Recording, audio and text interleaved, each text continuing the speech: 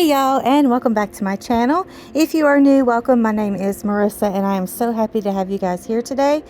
I am in my kitchen doing more food preservation. I am really busy with it these days. I would love to say that I got all of this produce from my garden. Unfortunately, my garden didn't do very well, and it was a small garden anyway, so I wouldn't have a lot that I could process to show you, but mostly my garden is for fresh eating.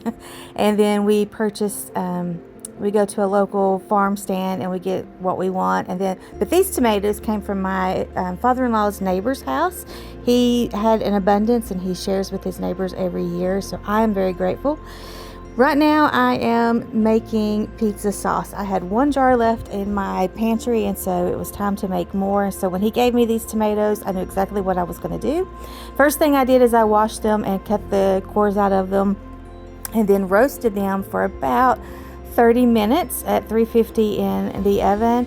Then I took them out and I am draining the juice off of it. I'm draining it and keeping it in a container because I will be canning this juice as well. All things, I do all things. Everything that I can save, I save and I use. I also do not take the skins off of my tomatoes when I can them. I pulverize them either with a blender or a immersion blender. And so it's just a step that I don't take. If you're not comfortable with that, that's fine. I'm not here to teach you how to can. I'm just showing you, sharing with you how I do it. And I just want you guys to know up front that it may not be recommended to can with the skins on. However, I've always done it and it's always been fine. I do thoroughly wash the tomatoes before I do anything with them. So right now I'm draining the juice off of the tomatoes, and then with the leftover meat of the tomato, I'm going to add my ingredients for my pizza sauce. I am adding some of my basil that I dehydrated.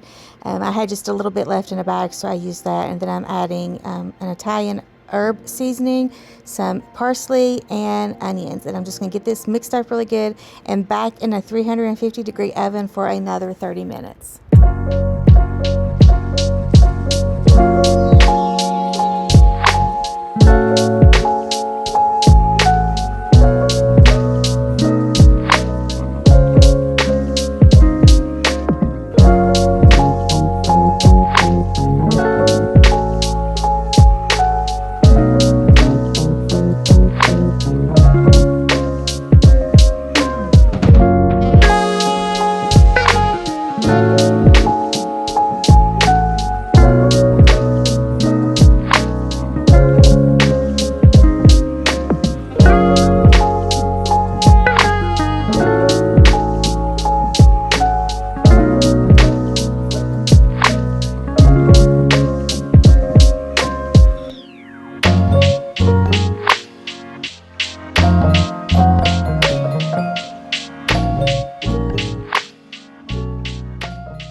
So now I'm getting the tomatoes ready to can, and first things first, I needed to put an apron on because I did not want any of that tomato juice to splash up on my shirt.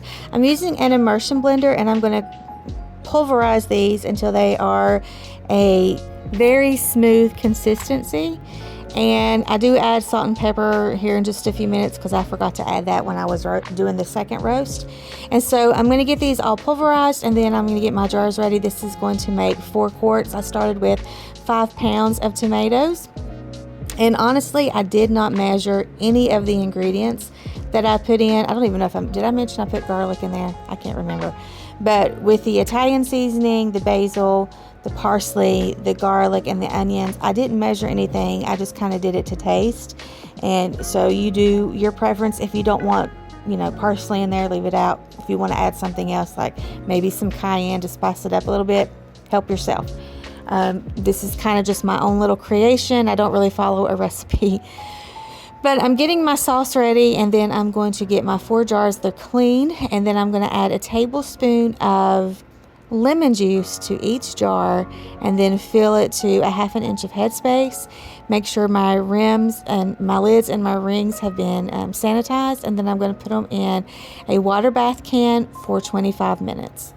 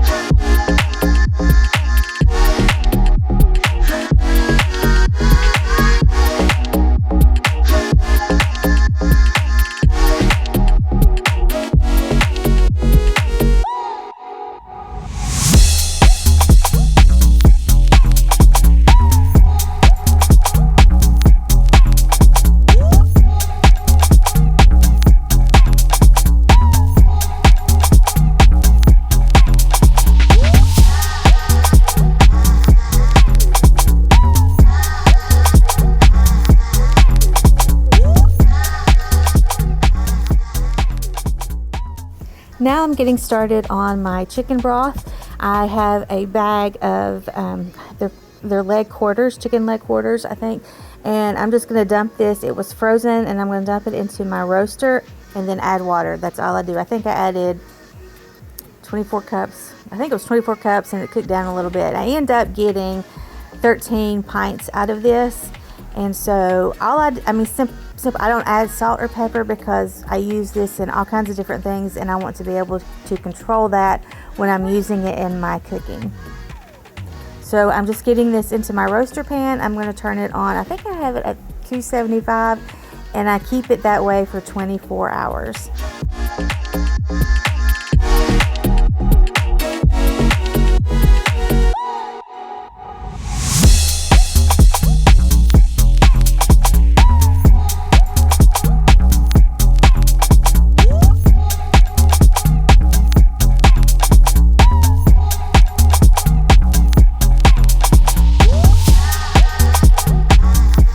So now, after 24 hours, I am taking a 6-quart Cambro container, and I have a fine mesh strainer with some cheesecloth. And if you heard that, that's my kitty cat sitting here on my lap meowing.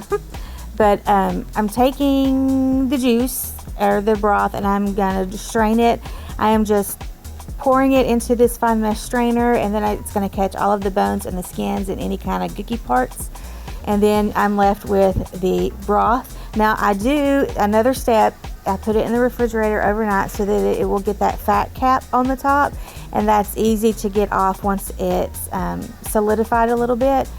And then also something else that I do that not everybody does. A lot of people will reheat their chicken broth. I don't do that. I start with cold broth, a cold canner, cold jars. Everything is cold when I start this process.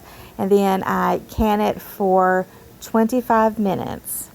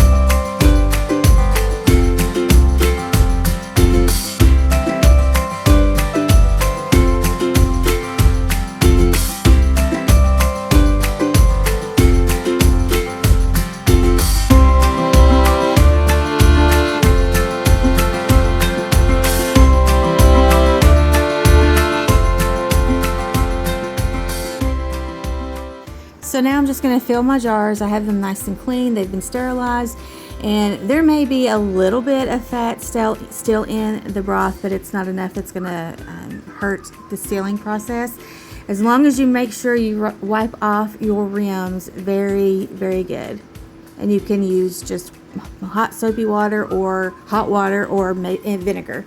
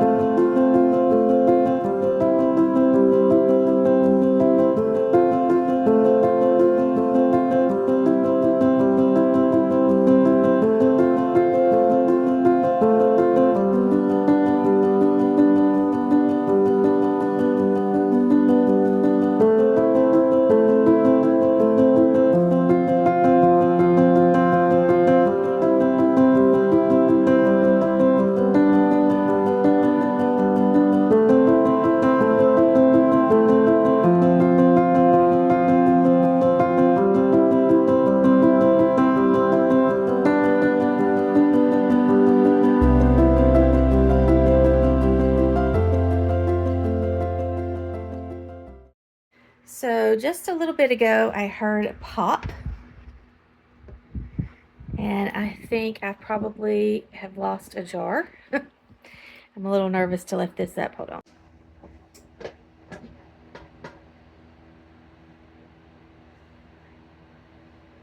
That's unfortunate. So this lid popped off, but this jar cracked. So if that hadn't have cracked, I could probably salvage this by processing. But now, you know, who knows if glass pieces are in there or not. So my 13 is now 11.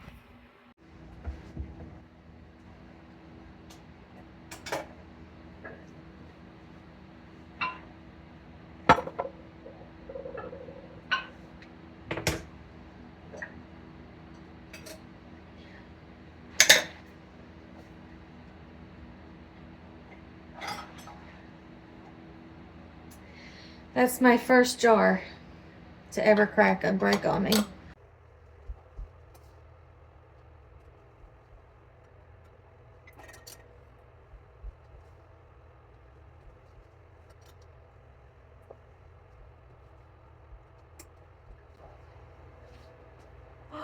Oh no!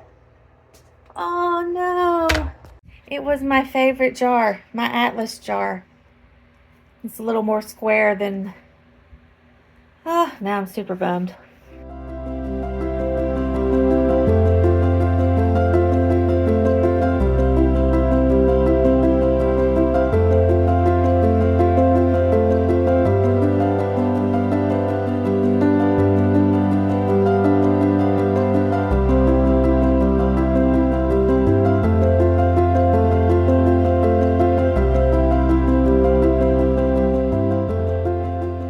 I hope that you guys enjoyed this video.